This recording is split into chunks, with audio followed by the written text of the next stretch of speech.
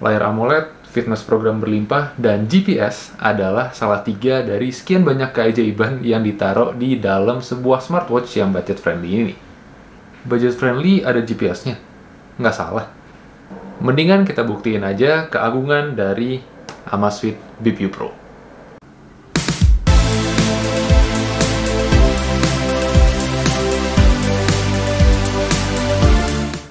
Hey, what's up everyone? Back again with me Adito di channel Adito Aditya.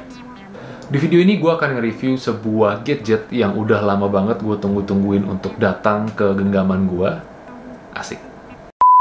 Anyway, gadgetnya apa? Gadgetnya adalah sebuah smartwatch yang budget friendly. Yalah, Adito Aditya budget friendly. Nah, yang dimana smartwatch tersebut memiliki banyak fitur yang menurut gue seharusnya nggak ada di smartwatch dengan rentang harga 700 ribuan. Penasaran kan? Tapi sebelum itu, as always, gue mau ngajakin kalian semua buat subscribe ke channel Adito Aditya dan nyalain notification bell-nya supaya kalian gak ketinggalan video-video terbaru yang pasti gue upload setiap minggunya.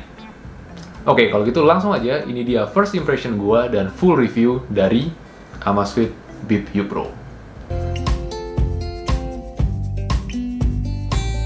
Oke, gue akan ngasih first impression gue terhadap packaging atau box dari Amazfit Bip U Pro. Nah, kalau misalkan kalian bisa lihat, ini boxnya didominasi sama warna putih. Nah, di bagian depan kalian bisa lihat ada gambar dari smartwatch-nya sendiri, berikut dengan tulisan Amazfit Bip U Pro di bagian bawah, yang ini agak hologram ya, jadi kesannya keren gitu. Dan ada logo Amazfit di bagian pojok kiri atas. Nah, di samping kiri dan kanannya itu terdapat fitur-fitur yang ditanamkan di dalam si Amazfit Bip U Pro ini, yang bakal kita bahas nanti di section features. Dan di bagian belakangnya ini yang gue agak kayak kaget, karena kartu garansinya ada di luar dari packagingnya. Dan menurut gue ini menarik dan gue nggak pernah lihat di packaging smartwatch yang lain. Anyway, setelah itu di bagian belakangnya juga terdapat informasi seputar dari si Amazfit Bip U Pro ini. Ada kayak model numbernya, terus ada kayak ya informasi baterainya seberapa besar, terus jangan buang sembarangan. Bukan ya, tapi ini ada gambar tong sampah dicoret, jadi mungkin emang pesannya itu jangan dibuang. Coba gue nggak tahu lah. Di dalam boxnya kalian dapat unit dari Amazfit Bip U Pro-nya sendiri, ya iyalah ini yang kalian beli. Habis itu kalian juga dapat kabel charger, dan pastinya manual book. Menurut gue ini presentasi di bagian dalam boxnya cukup rapi dan terkesan nggak kayak smartwatch dari harga 700 ribuan atau budget friendly. Wangi boxnya juga menurut gue berbeda dari box smartwatch budget friendly lainnya. Nggak ya, itu gue bercanda. Anyway, itu aja yang kalian dapat dari box si Amazfit Bip U Pro ini, dan kita langsung aja korek gimana sih performance-nya. Oke, hal pertama yang bakalan gue bahas seperti biasa, build quality dan design. Dan first impression gue pertama kali setelah gue pegang si Amazfit Bip U Pro ini merupakan salah satu smartwatch paling ringan yang pernah gue review. Jujur gue nggak paham gimana cara mereka masukin baterai yang bisa tahan sampai 9 hari ke dalam smartwatch yang ringannya ini nggak karuan.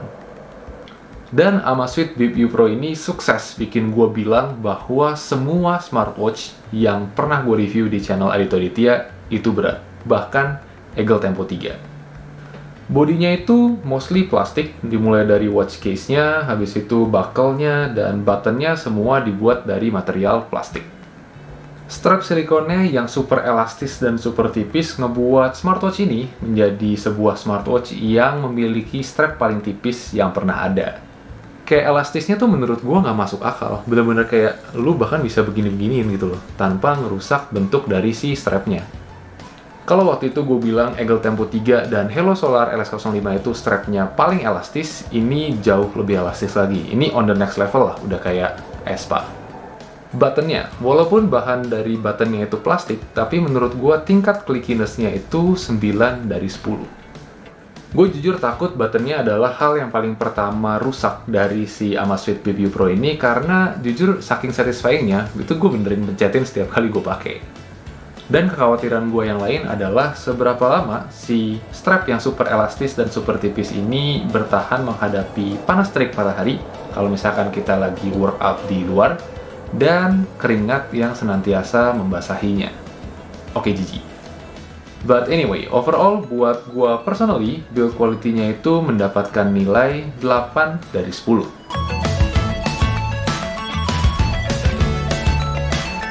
Ukuran layar dari si Amazfit Bip U Pro ini adalah sebesar 1,43 inch dengan resolusi, ini agak unik nih, 320 x 302 pixel. Jujur kalau ditanya, gua nggak tahu kenapa itu pixel depan sama belakang beda, tapi si Amazfit Bip U Pro ini merupakan salah satu smartwatch yang dapat dikategorikan sebagai smartwatch yang sukses memanjakan mata gua.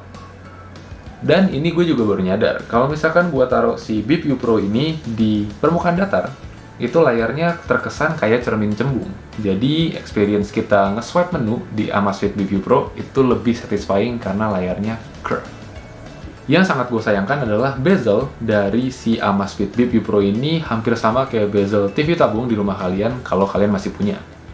Tapi jujur kan, ini bezelnya tuh parah banget. Bahkan si Amazfit itu dapat dengan sukses nulis tulisan Amazfit di bagian bawah dari si layarnya. Yang gue rasa itu bisa jadi gambaran buat kalian seberapa besar bezel dari si Amazfit Bip U Pro ini. Ya kalau misalkan kalian pakai watch face yang backgroundnya hitam, terus kalian lihatnya di bawah terik matahari, itu nggak akan kelihatan. Tapi kalau watch face-nya putih, ya mungkin menurut gue itu aja minusnya dari sisi looks. Walaupun cukup signifikan, tapi overall, good job Amazfit. 9 hari men, 9 hari standby. Mungkin kalian bakal bilang kayak, ah lu lebay amat, masih banyak smartwatch di luar sana yang tahannya lebih dari 9 hari. Tapi gue masih nggak masuk akal gitu loh. Gimana cara lu masukin baterai yang bisa tahan 9 hari di dalam body yang seringan dan setipis ini? Sedangkan Eagle Tempo 3 Style, bener kan? Iya, Eagle Tempo 3 Style dengan body segede itu, dengan watch case yang seberat itu, dia baterainya cuma tahan 5-6 hari. Nggak masuk akal. But ya, kalau misalkan gue ditanya gimana kualitas baterainya, menurut gue mencengangkan.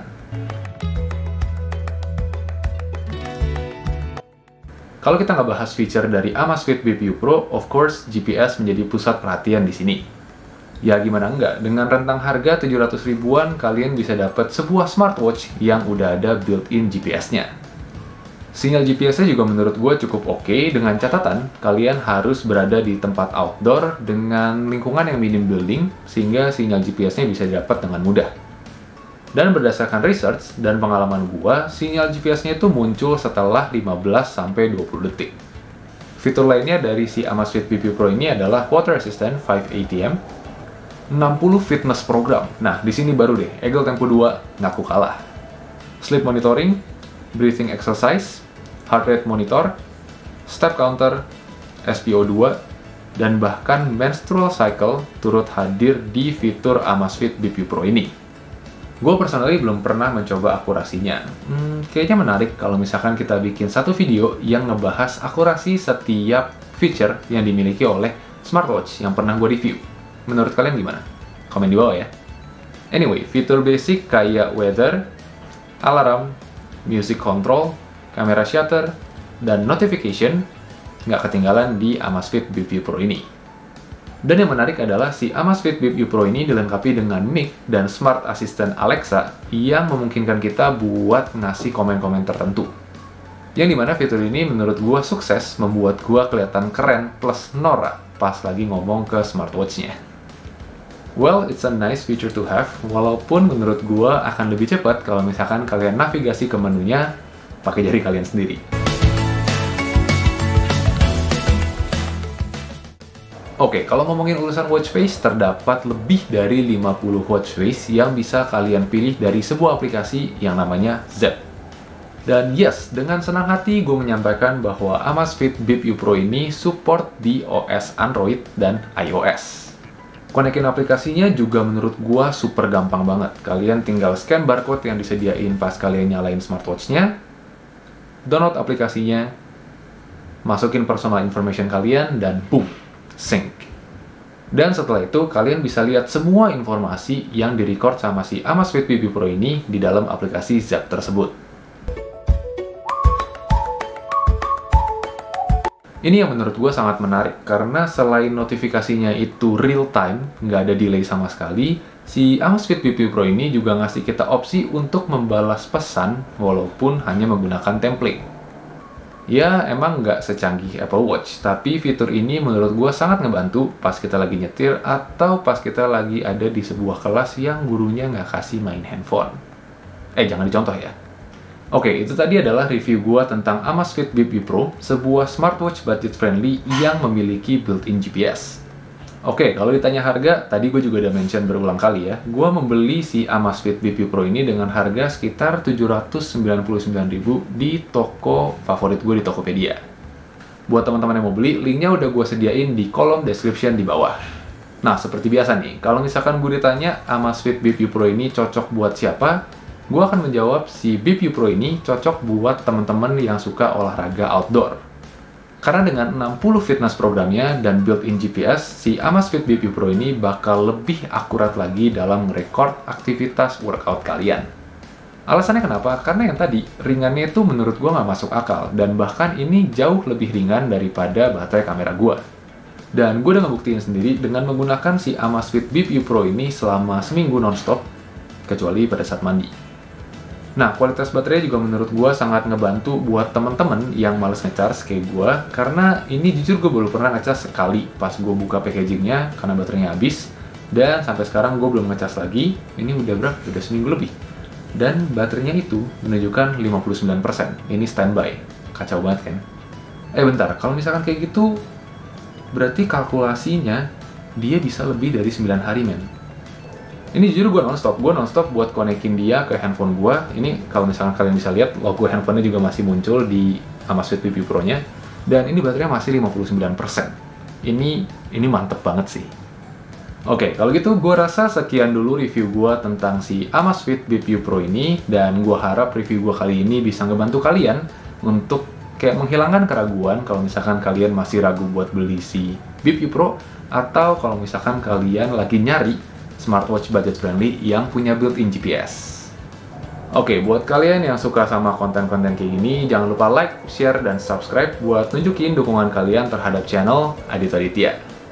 Tuh, saking elastisnya itu benar-benar gampang banget buat dipakai. Anyway, kita akhirin videonya di sini. As always, last but not least, keep learning, but take it slow. Adito out, see you on the next video.